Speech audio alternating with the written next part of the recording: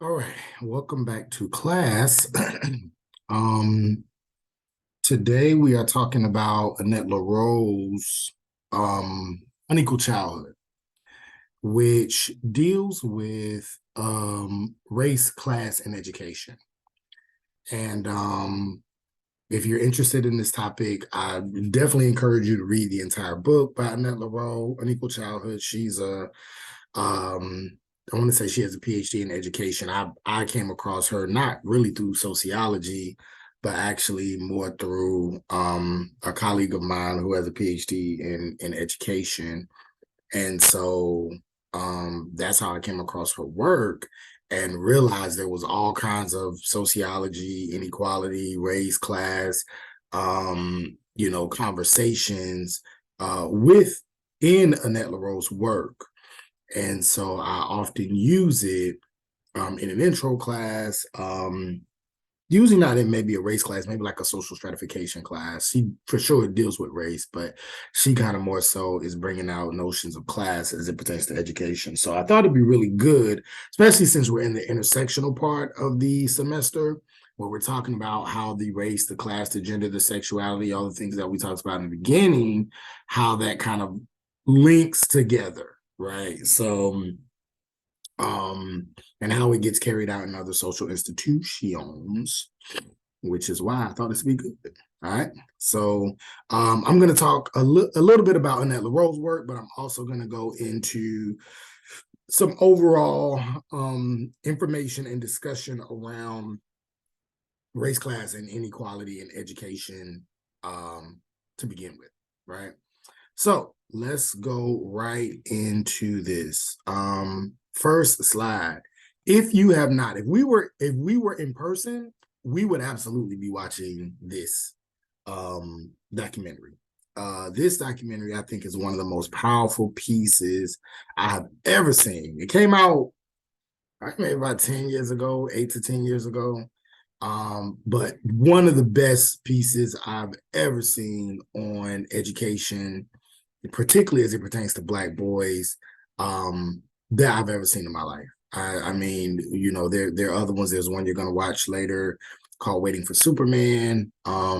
There's other pieces on education that are very important, but this one right here, I love. I purchased it, and anytime I teach a class like this in person, we always take the time to watch it.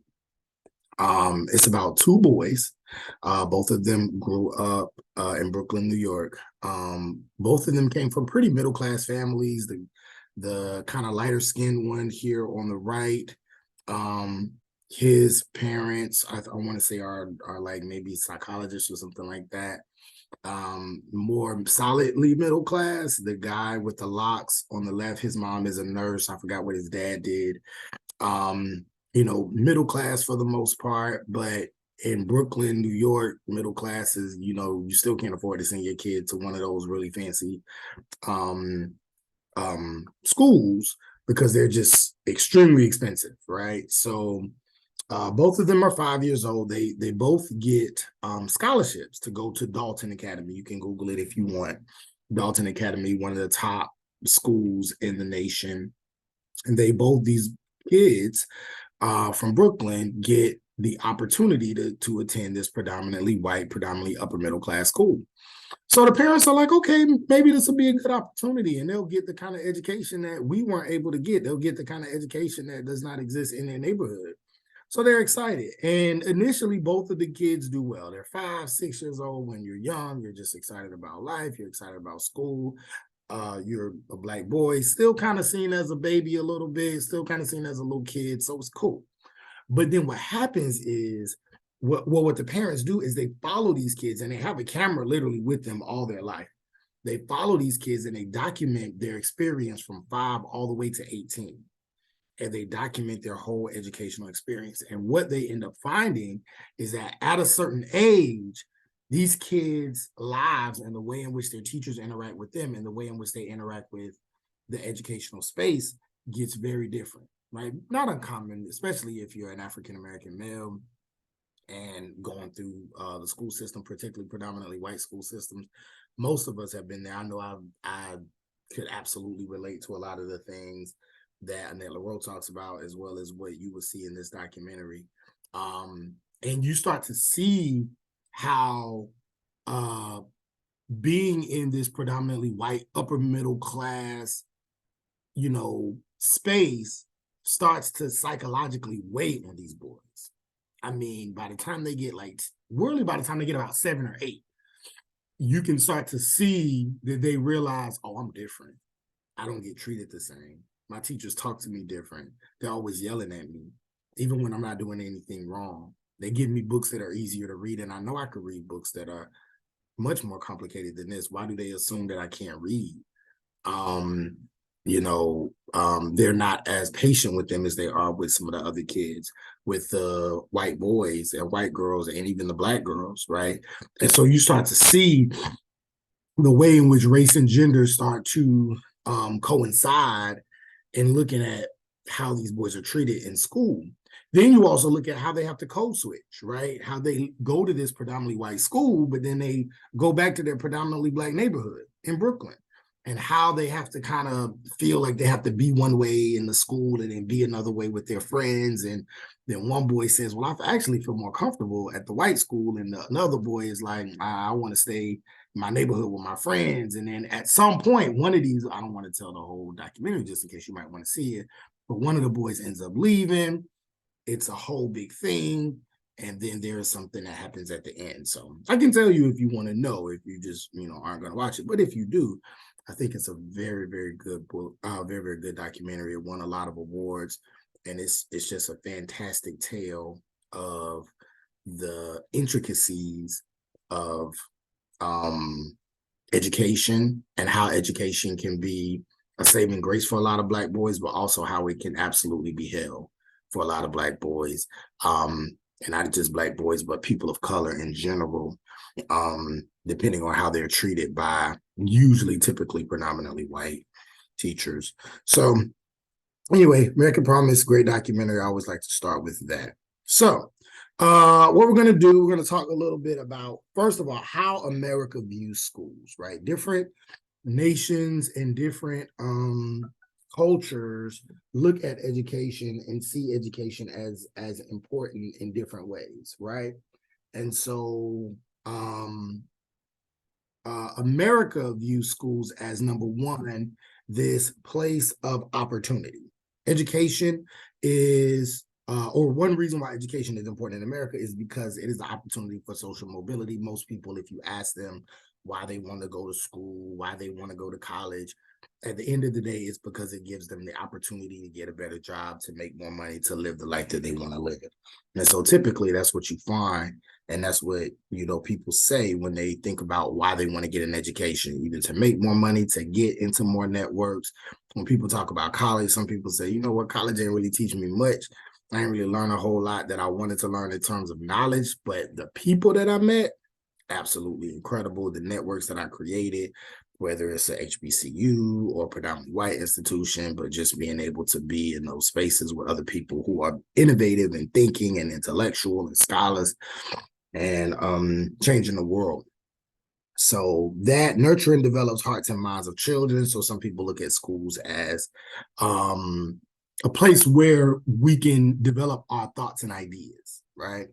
It is an antidote to ignorance and prejudice. There's a lot of research that suggests that the more educated a person is, the less prejudiced they are, the less racist they are. Most people, when they think about, particularly white folks, when they think about white folks who are racist, there's this trope that comes to their mind that it is this so-called backwoods, uneducated, ignorant, poor white person who is, so ignorant and, so down on their luck that the only way they feel good about themselves is that they have to look down on another group of people. And that the more educated a person is, the more tolerant they are. I mean, depends on how you measure race and racism. How you measure racism. So that will determine, I think, how a person, views that statement. But that's the overarching idea, right? Many people believe education is a solution to social problems. If you look back at James Baldwin's work, if you look back at Martin Luther King has talked about how he felt in the 1960s that if white people were just educated on the plight of Black folks, if they just knew that was one of the points of desegregation, to have an understanding of how other people are living and how people are treated. And if white folks have an understanding of of what is going on, and they can see it through quantitative and qualitative reasoning, then their conscience will kick in and they'll say, well, this isn't right. This isn't the country that we stand on. Things have got to be different. Boom. Let's fight to make sure that everybody is treated equally, because that's the country that I believe in. That's the country that I pledge my allegiance to. And that is the country that I'm going to fight for everybody. That's what they believed for a long time. Ta-Nehisi Coates, almost kind of like a response to James Baldwin's work and Dr. King's ideas, was like, nah, I don't think that's the case. White folks been educated for a long time since then, right? Desegregation, to a degree, has been in existence for a long time since then. And when we look at the numbers, not much has changed.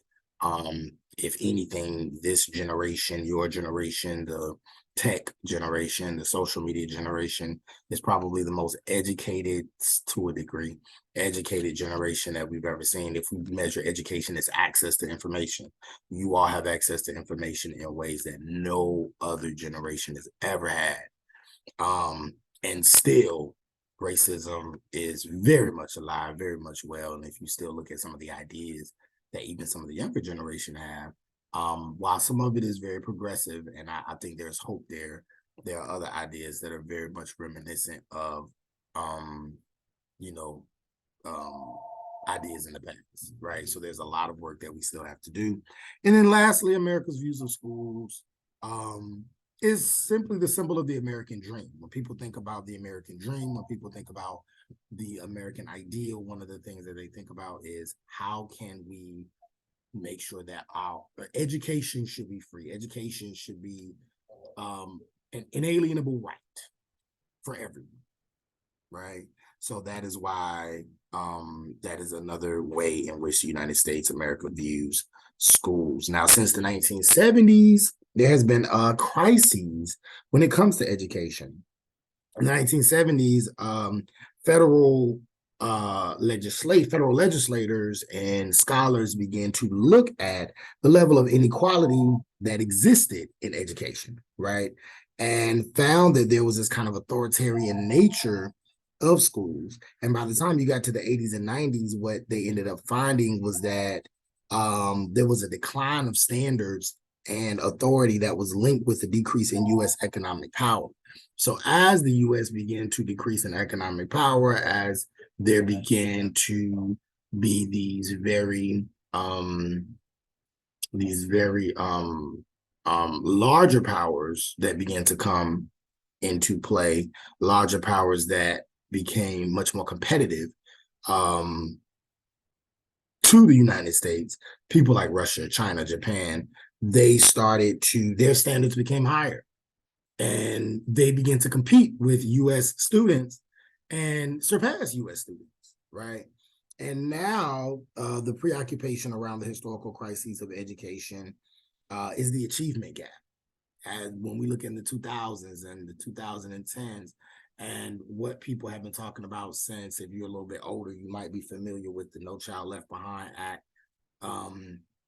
George Bush, and this this very important drive to ensure that educational equality was existent in U.S. society and U.S. life. And so what you see is this push for that with the No Child Left Behind Act. We're going to talk a little bit about that in a second, but that act was because of the large levels of achievement gaps based on race, where white students were far surpassing many of the more vulnerable minority students, more educationally vulnerable minority students like Black students, Latinx students, Native American students, not necessarily Asian students. They tend to compete in general on the same level based on the statistics as white students, but the more educationally vulnerable students like Black, Latinx, and Native American students. Also social class, though. Students who came from poor working class backgrounds tended to perform not as well as students who came from middle class, upper middle class backgrounds, and then women and men or boys and girls performed differently than others, or boys and girls perform differently based on gender as well. And many of these tests and exams, et cetera, looking at grades, GPAs, and things like that. So that is where we are kind of now when it comes to addressing issues in education. And so when we look at this notion of the achievement gap, one of the things that we look at is the idea of standardized tests. And standardized tests reveal the score and the gaps based on race, class, ethnicity, gender, and all of these other social characteristics. And so right here, really quick, is a link. It's a link to an episode of a show. Some of you may be familiar with it. Some of you may not. It's a very old show, so it's going to be like old jokes and types of things there. Show that came out in the 70s, but it's significant because it was one of the first times on television that someone actually addressed the race and class disparities on standardized tests and explain why these disparities exist in the first place. And when you have it kind of explained in this way, you can see like, oh, okay, it makes sense why someone who is extremely smart of one culture can take a test that seems average in another culture and not do well, not because they're not smart, but because it's a whole different culture, a whole different life, a whole different world altogether.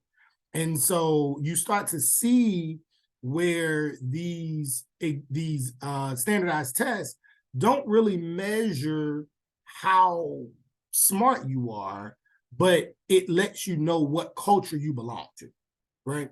So go ahead and watch this link, and then after that, come back and then we'll discuss. So now you watch this link, and so now you see where even if you're intelligent, if you are of a certain race and or of a certain class, you may not be familiar with certain words, certain ideas, certain realities that a person might see on a standardized test. And so because of that, it may cause you to get the answer wrong. Not because you're not smart, but because the question is off. The question is not based on your reality, right? So that is why standardized tests have been adjusted and studied and examined and fought by activists and politicians and education activists.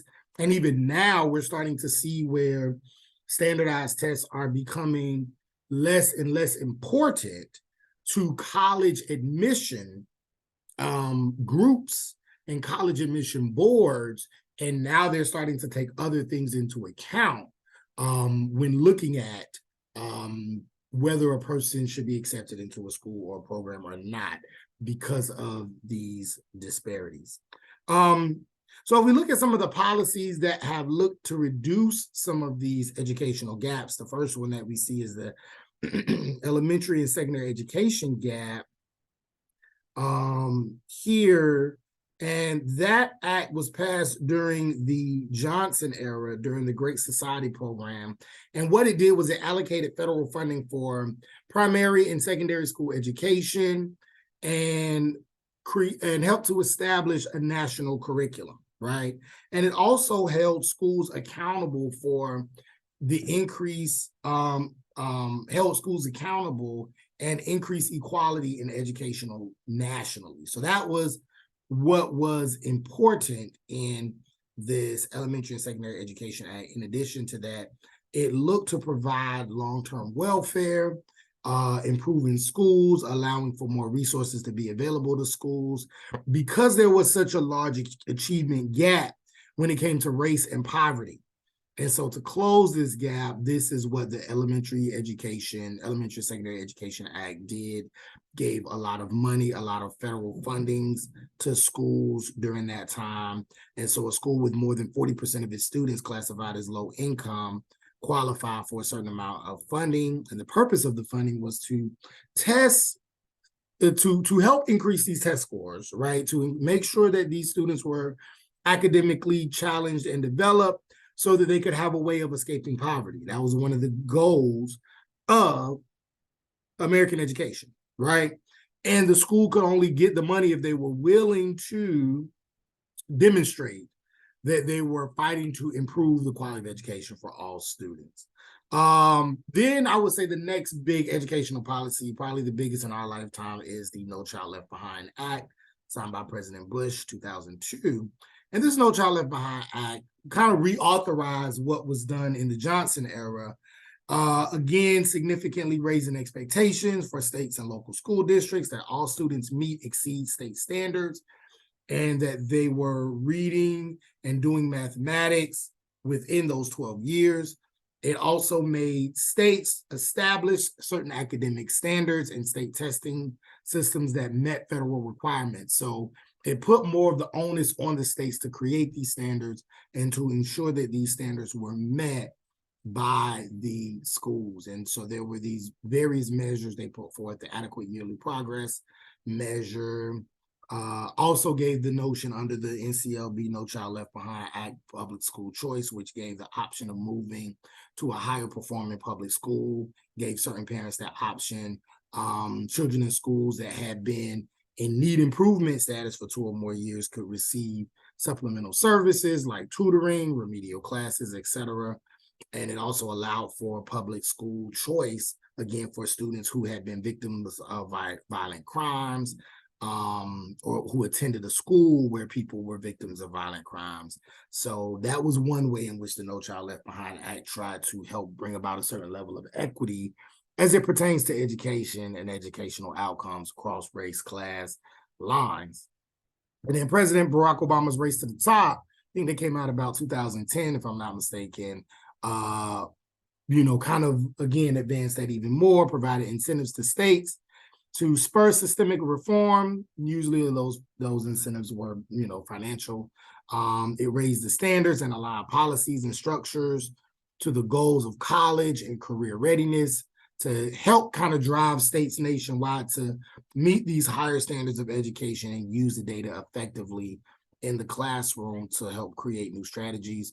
About $4 billion was dedicated to about 19 states to help address, 4 key areas of K through 12 education reform: development of rigorous standards and better assessment, adoption of better data systems, support for teachers and school leaders, and increased emphasis for rigorous interventions to turn around these low performance schools. So these are the 3 major school policies that have helped to shape education and educational equality in the past, 50 or 60 something years, right?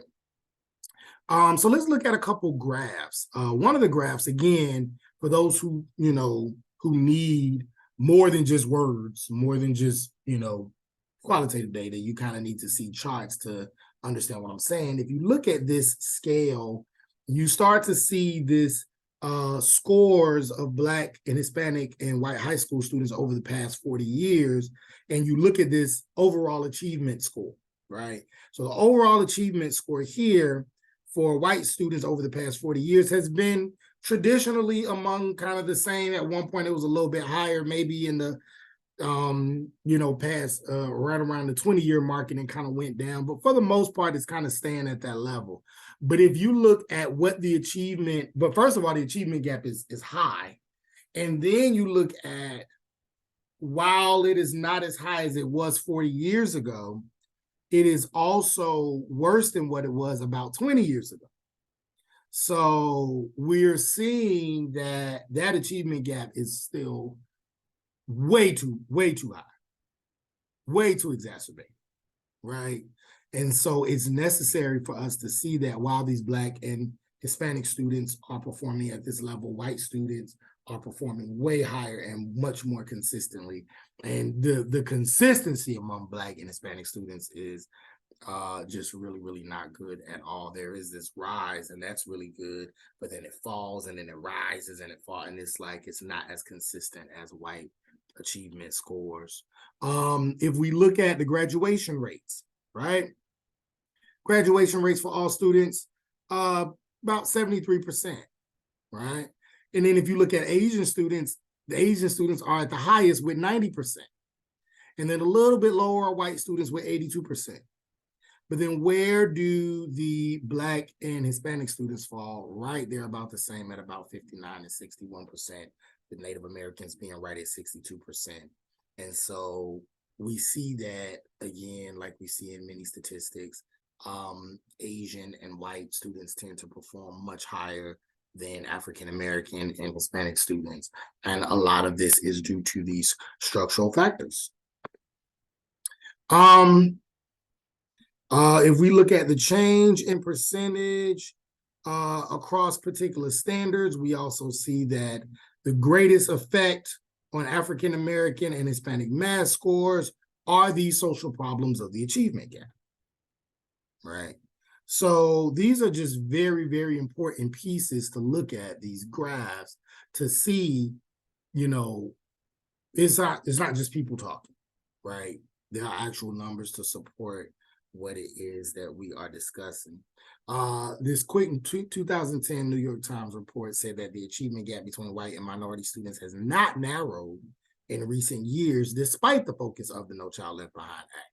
And so what NCLB did, it was difficult to see whether it was significant at the time because it was ongoing. So we had to wait 10 years, then do the research, compile the data, analyze the data. That takes some time, right? You're talking about, national data with, hundreds and hundreds of millions of students. So it takes some time to do. And when they looked at it, the conclusion in 2010 was that essentially it didn't do much. We spent $1 quadrillion on all this money, all this stuff on NCLB, and it didn't do a whole lot, right? Achievement gaps were still large. Which is why evidence-based laws, evidence-based legislation is so important. Just saying it's a problem and throwing money at it, you're not going to solve the problem. You're going to waste time. Your lives are going to be affected. And then the problem is going to still exist. Evidence-based data, evidence-based research, evidence-based legislation, meaning listen to the scholars, listen to the scientists, listen to the sociologists, listen to the political scientists, listen to the psychologists, the people that have been trained to study and understand social life. Look at what they say is necessary. Look at what they read. Look at what they study. Assess the significance of the study. And if it is significant, then you take that data and you use that to help create laws for people. That's not what they did with this NCLB, and that's why all that money was lost and time was wasted. Okay. Between 2004 and a few years ago, many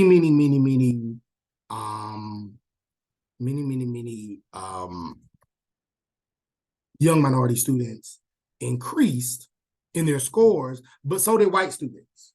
So it left a gap. So before the gap was here, minority students were scoring here, white students were scoring here, NCLB, minority students scoring here, white students still scoring here. So scores went up, but the gap still existed. Right? So now let's look at some of the educational funding gaps. Right? It's not just about the social problems of poverty and, and race and racism. Also, we need to look at how schools are funded. We need to change how schools are funded. How are schools typically funded in a lot of our states?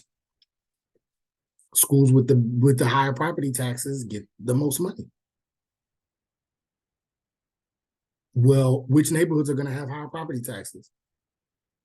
Neighborhoods with people who have incomes that are higher. And people whose incomes that are higher, who are these people? Middle class, upper middle class people. Who are more likely to be able to reach middle class and upper middle class status? White middle class and upper middle class people. And even white poor and working class people.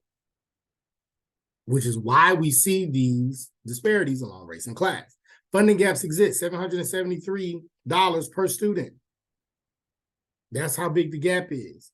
If we look at the classroom, the gap is $19,325 per classroom with 25 students, which means that for an elementary school of 400 students, the gap is $309,000 between the highest and the lowest poverty districts. That's how big that gap is for one school, $309,000. Then it's important for us to go to not only class, but then race as well. Now, when we talk about school segregation, what's the first thing that many of us think about historically? Brown v. Board. So you'll say, Professor Grant, why are we talking about school segregation? We can go to whatever school we want to. You can't turn somebody away based on their race. True. You can't. It's against the law. You'll get sued. A lot of money coming to you if you can prove it happened. Right? You can't. You can't turn somebody back based on their race or ethnicity. So then why is it then, and I think we're going to see some numbers about it later, I can't remember if that's in this lecture or another one, but why is it then that the level of school segregation based on race is just as high as it was in, I want to say, the 1960s as it is now? Meaning, why is it that a majority of Black students go to predominantly Black and Hispanic schools, and a good majority of white students go to predominantly white schools? Why does that segregation still exist if that's not legal? Because we love to talk about Brown v. Board, but we don't like to talk about the results of Brown v. Board. Number one, after Brown v. Board, white folks said, oh, Black kids can go to our school? We out of here. White flight. Whole lot of research on white flight. You take my race class, any other race classes that I teach, or race, place, and inequality, or any of these other ones, we go into detail about white flight.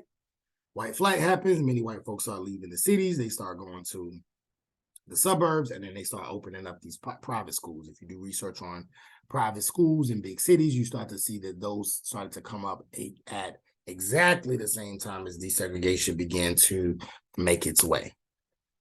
Basically, white folks saying, no, we're not about to send our kids here. And so if we're not going to be able to do it on race, we're going to be able to do it along class lines. We're going to start our own schools. They're going to be privately funded. We're going to support the corporations that are going to privately fund these schools.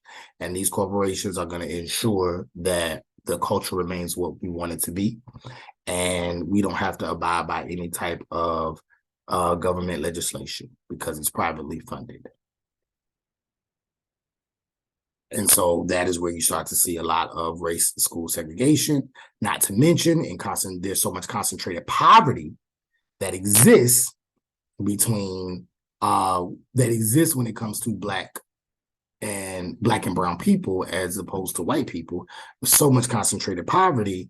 And with that, they only have a certain amount of schools that they could attend. You see large levels of concentrated poverty, large levels of racial segregation there. So now it's not along race lines, but it's along class lines. And so today, African-American students are actually more isolated than they were 40 years ago, while most education policymakers and reformers have abandoned integration as a cause. So more racial and ethnically diverse schools are not resulting in integrated schools. Non-white students in certain cities in New York City, 85%. Are experiencing school segregation. Los Angeles, 91%. Detroit, 97%.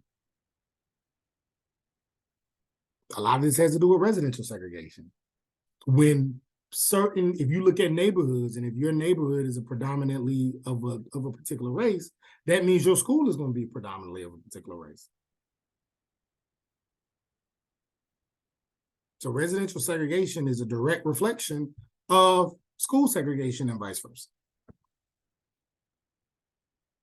So school reform alone cannot substantially raise performance of the poorest African American students unless we also improve conditions that leave too many children unprepared to take advantage of what schools have to offer. So there's so many ways that we need to address these situations, right? We have to look at housing.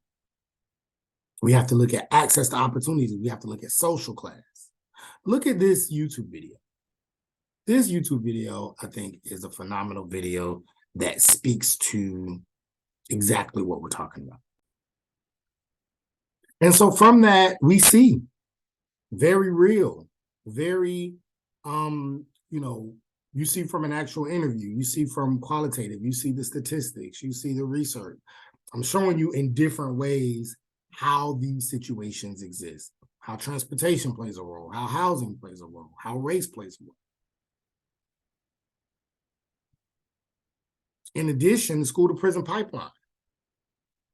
Some of you may be familiar with this, some of you may not, but the school to prison pipeline is basically the policies and practices that push our nation's school children, particularly the most vulnerable, out of classrooms and into the prisons, out of classrooms and into the criminal justice systems. For most students, the pipeline starts with inadequate resources in public schools, overcrowded classrooms, right? Pushing boys, particularly Black boys, in special education courses, locking students into these second-rate educational environments, zero tolerance policies, right? These zero tolerance policies, quick to expel or suspend students. All of these are ways in which you're preparing students psychologically and physically and emotionally for prison. Rates of suspension increased dramatically in recent years. All part of the school to prison pipeline. Policing school hallways, not just having school resource officers, but actual police with dogs in schools, treating students like they're prisoners. Alternative schools that are being built by the same corporations that build prisons and look exactly like prisons or prison centers. Being quick to throw kids in juvenile detention centers. School-based arrests. All of these are ways that we see the school to prison pipeline. All of these are ways in which we look at the practices that are pushing children, particularly Black and brown children, out of schools and straight into the prison system. So then we ask this question, who has the power over the education? You may ask this question, well, Dr. Grant, I believe you. I believed you from the first slide because I've experienced it myself, or I've seen it myself. If you haven't experienced it, you've seen it. What can we do? What's the solution? Well, first we have to see who has the power. Federal government don't really have a lot of power when it comes to education. To be honest with you, Secretary of Education don't have a whole lot of power. It's a nice title. Education is based off of 50 separate state school systems, and then each state has its own private school system. Education is one of those parts of our society that is very much decentralized. It has its own way of funding, has its own laws. It's very difficult to change because there's so many different ways in which schools are run. Most U.S. public schools are supported by revenue, through property taxes. And so because it's so decentralized, it's difficult to go to one person or one group that has the power and make change there. One of the ways is absolutely by voting on the local level, not just the sexy elections, not just the governor, not just the president. The governor is important for sure when it comes to education, but not just Joe Biden or Trump or Hillary Clinton or the ones that's getting all over the media and all over the TVs and all of that. That's the ones that's most exciting. They got the memes, they got that's on TV, that's with entertainment. Now those are the ones that's most exciting. But that really don't matter a whole lot when it comes to education. What matters is that local level voting, number one. Number two, not only local level voting, but having people in these positions who are going to actually make change and change what is going on with how education is being run on your local area. We have to change the funding source for schools. Instead of being based on where you live, or how rich you are, because now, again, it's not as much about race anymore as much as it is about class, but class is inextricably linked to race. So now instead of race being one and class being two, now it's just class one and race two, but it's still significant. We have to change that so that the funding source is not just about where you live or what neighborhood you live in. It's about what is fair and equitable for all students.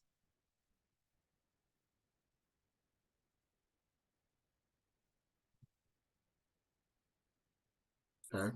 So now let's look at some of these extraneous arguments. Some people say, again, teachers and unions, tenure. Well, that's not fair. You know, teachers can get tenure, they'll never be fired. The quality of teachers, voting, parents, all of these are other arguments that people use for the educational inequality that can exist in our society. Right? So this is important. So now let's look at the class assignment. Okay, let's look at our assignment. So what you're going to do is you're going to watch this documentary. It's on Netflix. I'm assuming you all have Netflix. If you don't, please let me know, and I can come up with another option. I think it's you can either find it on Netflix, but then I also have a link here on your watchdocumentaries.com waiting for Superman. So you're going to watch the documentary Waiting for Superman. And while watching the documentary, you're going to answer the questions that are on the document entitled Waiting for Superman, found on Canvas.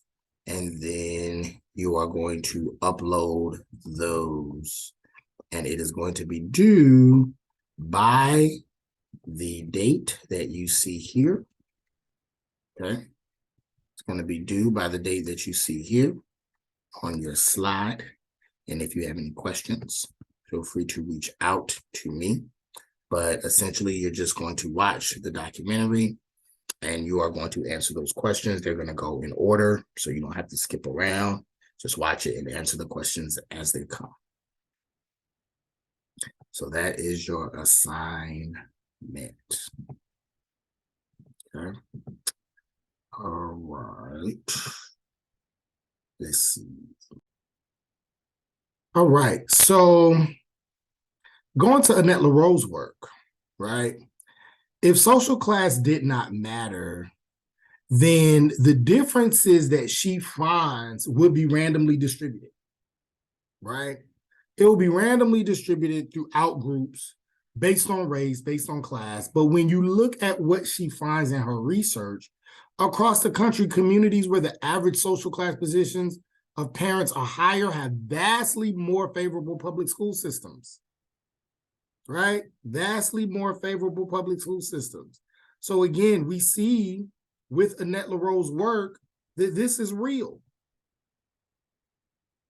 Right? This is real. This is reality. Again, coming from qualitative research, we see that she has actually done the interviews and talked to people to find out what are these experiences of middle class versus working class families, white and black, to find out what are these actual academic experiences. So let's look at what Annette LaRoe talks about in this YouTube video so we could actually hear it from her from her mouth.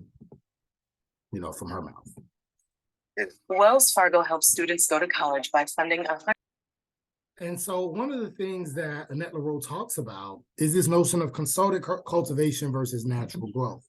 What she finds is that in middle school or in middle class families, and how families and family structures and family class status is probably the biggest predictor of educational achievement.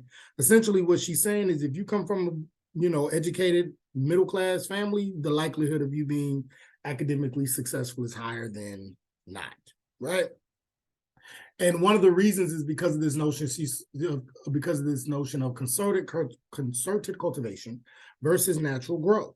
Concerted cultivation basically says these middle class parents have the means to put their child after school into alternative programs, robotics, chess, basketball, soccer, ballet, dance, all of these different things that are associated with middle class life to give them more opportunities to create the culture and to be exposed to a culture that is much more that will allow for them to integrate into the dominant society, that will either allow for them to get access to the cultural cues and capital that will be necessary to compete with or work with upper middle class rich white people. Right? And so that is what the concerted cultivation says. Natural growth says if you're poor and working class, you ain't got no money for all that. What you doing when you get off the bus? You go home, you pick up your little brother, your little sister, you play outside. Your growth is natural. Your growth is in the neighborhood. You have a certain level of street smarts. You know how to navigate life. And that's good and that's important. And that's necessary in many ways for educational or further advancement. But you may not be as quickly accessible, or you may not be seen as significant or as necessary in the dominant culture, in the dominant society along traditional paths. That may not be seen as viable. That may not be seen as worthy because of the natural growth. There's certain cultural capital and cultural cues that exist when you have that concerted cultivation. But that concerted cultivation happens if you have the money, the resources, not even just the money to put your child in these things, because some of these things have programs that allow for people to have scholarships so that if you don't come from money, you can still do it. But so it's not even just about that. It's about, what can I get off work? If I'm poor working class, I'm working hourly. I got to work these hours. I don't have time to go and get this child and take off work and take them to ballet, to chess. No, I don't have time for that. And then after I get off work, I got to go. I got to cook. I got to clean. I got to help them with their homework, put them in the bed because they got to catch the bus at 6:15 in the morning. I'm not got time for that. So again, that's social class. But without that, yeah, it's not really about the ballet, or it's about the culture. It's about what they can experience. Because the experiences that they get out of that concerted cultivation will prepare them for what we were just talking about earlier, for that standardized test. Now they know what a cup and saucer is. Now they know what a guest room is. Now they know what a whatever is. Because they've experienced, they have this middle class cultural capital cues, as opposed to the natural growth. And I'm familiar with this because I grew up, or I have experienced both. I grew up more with the natural growth. I grew up going to school, getting off the bus, and I had to go pick up my sister from school who went to the neighborhood school in my neighborhood, Lake Forest area, north side of Jacksonville. Wasn't really into a lot unless it was sports. Wasn't really into a lot of after school stuff. I think I did band for a while, right? But not a whole lot of stuff that'll cost a whole lot more money. But I kind of got the concerted cultivation too because of the church that I went to. And see, that's how, particularly in predominantly Black institutions, and maintaining Black institutions is so important, because Black institutions like the Black church, like the Black schools, like historically Black colleges, all of these things are so important to the Black community, because the things that they cannot get in the dominant community, they can be reinforced or reciprocated in different ways for Black folks in Black communities. So if Black folks can't get into Boy Scouts or Girl Scouts or all these other things or things that cost money in the larger white society, there were ways in which I know for me personally, through church, I was able to have access to like kind of Boy Scouts or be in the choir or be in speaking groups or singing or music or basketball. And that helped give me that concerted cultivation a little bit.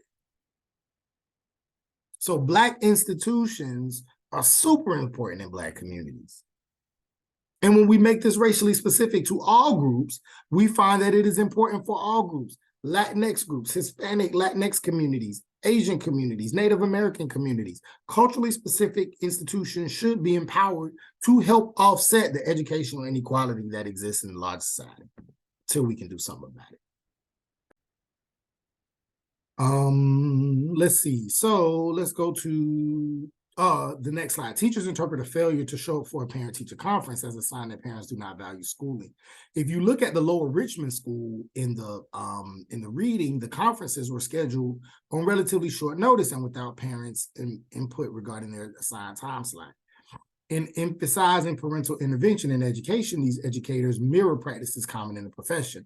Still, educators are selective and the kind of parent involvement they prefer. So what are the class implications in the above quote? What are some of the class implications?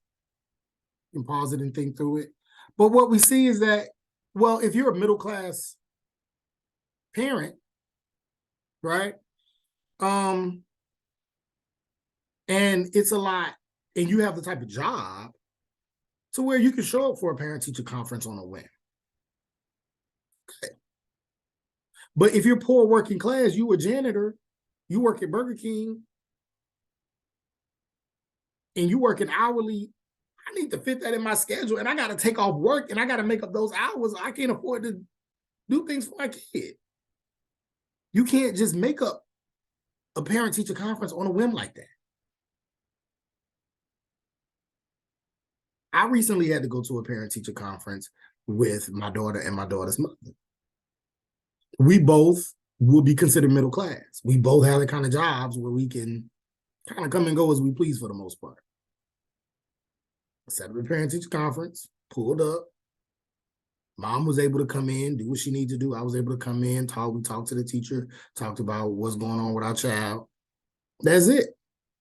During the pandemic. When we were together, we were able to work it out because of our jobs to work from home. Our kid was able to get an education. We were able to work with our child and do the things that we needed to do to ensure that our child could continue to do well.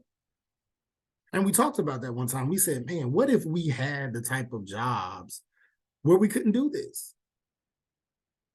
Where we worked hourly, where we couldn't work from home. But because of our educational status, because of our class status, it's not a problem. And some teachers may say, wow, these parents are really involved. They really care about their kids. Well, it's not that working class parents don't or poor parents don't. It's that they don't have the class privilege to be able to attend or be involved in the ways that middle class parents do. So we have to find ways to make it so that all people have access. All parents have access to the teachers. All people have access to the things necessary to ensure that these children are successful. And then if we find a way and we implement that and then certain parents don't take advantage, then that's different. Then maybe we can say, okay, this particular parent just don't care. But we can't say because a parent doesn't show up to a parent-teacher conference or they can't or whatever, that they are not involved. Another quote, teachers place the shared emphasis on the cultivation of children's talents through organized activities, the importance of parental development of children's vocabulary, and the importance of responsive and positive parental participation in schooling. As we shall see, these standards privilege the cultural practices of middle-class families over those of their working class and poor counterparts. This pattern made it more comfortable and easier at times for middle-class children and their parents to achieve their wishes. So again, who is more likely to benefit from the expectation in these schools? Middle class. They're saying, oh, your child is in this activity. Your child is have this vocabulary. Your child is all these different things. Well, yeah, if you're middle class, it's a lot easier to show up at every event or every other event, especially if you're a stay-at-home mom or stay-at-home dad.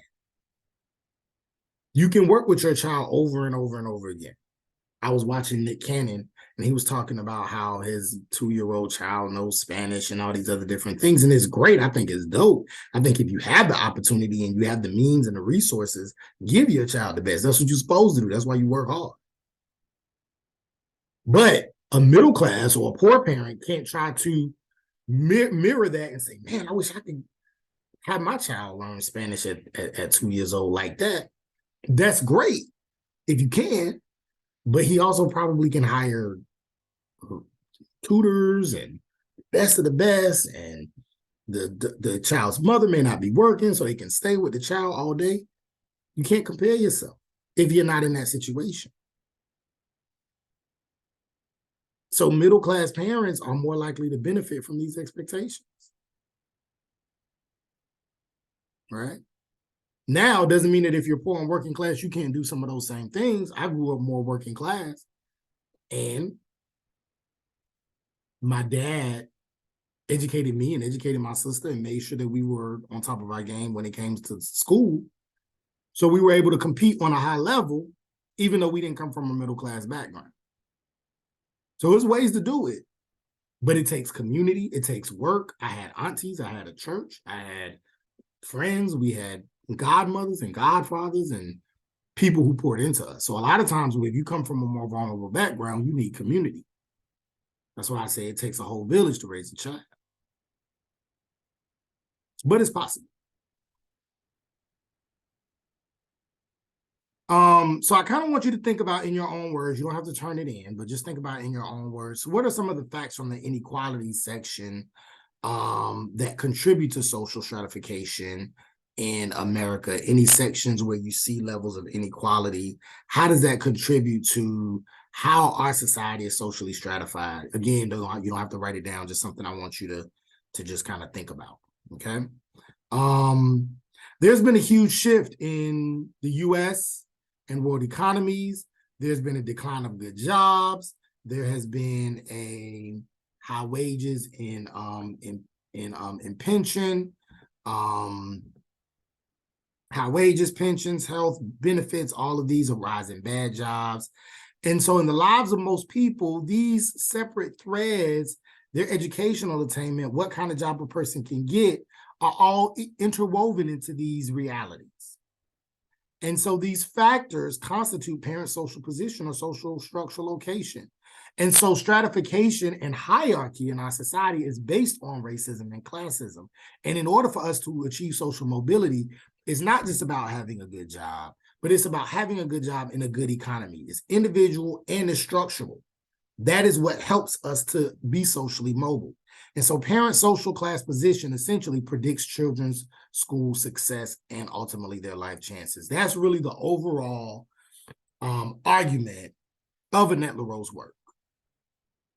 If you have a good social class position, if you come from a good family, that is probably the biggest predictor of education, which means we have to stop looking at students who don't do well because their parents don't care individually, they're so-called stupid or this or that, or by criminally have a criminal intent. Annette LaRoe is saying, nah. It's really about how much money your parents got across racial groups. Right? All right. So if we look at elite private schools, what we find is that families from elite backgrounds tend to participate in institutions serving the elite, and families in poverty tend to be involved with institutions serving the poor. And so some of these institutional settings may be zoos, parades, certain stores, public transportation. Sometimes these can be the equalizers that can help bring in families of all kinds. And this kind of mingling of rich and poor is relatively unusual, but children can grow up within a broad, highly stratified, social system. And so ways to help do that is ways to help remedy that is by purposefully deciding that we are going to include a certain level of integration between students of different class groups and give opportunities to multiple people. And so these last few slides are just examples of some of the biggest schools, some of the most expensive schools, most elite private schools in the country. And you can see in looking at some of these slides exactly what we're talking about, and how essentially how a great family with a great social class can lead to a great education. I mean, it's just what it is. It's just kind of a different way of showing exactly what Annette Leroux was talking about. Okay. All right. Well, with that being said, I hope you have enjoyed this lecture. If you have any questions, reach out to me. I'm getting feedback from some of the students in the class that you all are really enjoying the lectures. I'm glad. I'm glad that this worked for you. I try to do my best via online to give you the information in a way that you can receive it, and through assignments and everything else. So if you have any questions, any comments, feel free to come into the office hours. Feel free to email me and we can figure something out. Hope you have a wonderful day, wonderful week, wonderful weekend. See you soon.